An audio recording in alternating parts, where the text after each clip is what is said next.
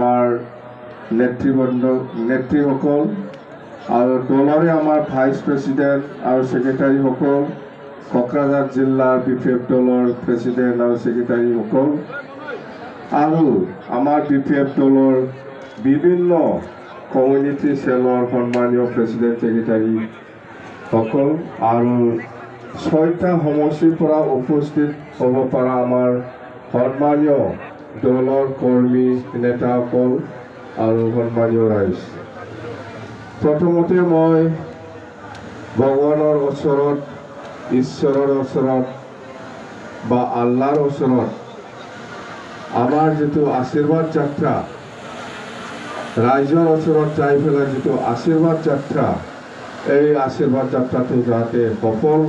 হয় তাৰ কাৰণে মই বিপিএফ দলৰ হৈ পেলাই মই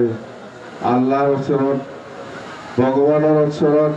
বা ঈশ্বৰৰ ওচৰত মই প্ৰাৰ্থনা কৰিছোঁ। তো আজি যেটো উদ্দেশ্য লৈ পেলাই আমি যাত্ৰা কৰিছোঁ,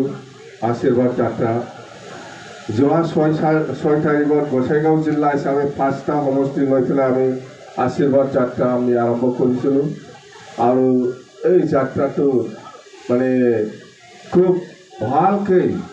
মানে আমি সাকসেস কৰিব পাৰিছোঁ। গোসাইগাঁও জিলাত আজি সেকেন্ড গোসাইগাঁও জিলা কোকৰাঝাৰ জিলা হিচাপে যেটো 6টা সমষ্টি লৈ যেটো আশীৰ্বাদ যাত্ৰা, সেইটো আমি আজি সফল কৰিব পাৰিছোঁ বুলি আমি ক'ব পাৰোঁ। যেটো আজি বহুত সমষ্টিৰ পৰা বিভিন্ন জাতি জনগোষ্ঠী, বিভিন্ন ধৰ্মাৱলম্বীসকল আজি ইয়াত উপস্থিত। এইটোই প্ৰমাণ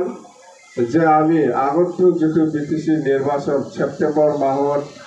পূজাৰ আগত যেটো নিৰ্বাচন হ'ব, এই নিৰ্বাচনত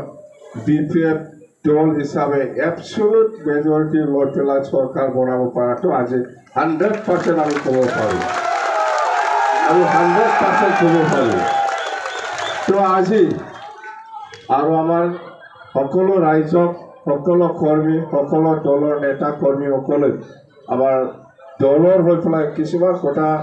আপোনালোকক জনাব লগা আছে বা আমি জনাই দিম। সঁচাকৈ আমাৰ যিমান দলৰ কৰ্মী নেতা বা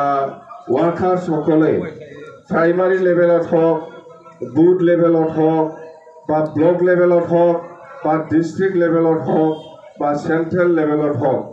যিমান নেতা কৰ্মীসকলে আপোনালোকৰ ওচৰত বা ৰাইজৰ মাজত যাই পেলাই যিখিনি কথা প্ৰচাৰ কৰি আছে, এইটো সঁচা আৰু আমি চৰকাৰ বনোৱাৰ পিছত 100% আমি কাম কৰিম। এইটো কি কথা, যেনেবা আমি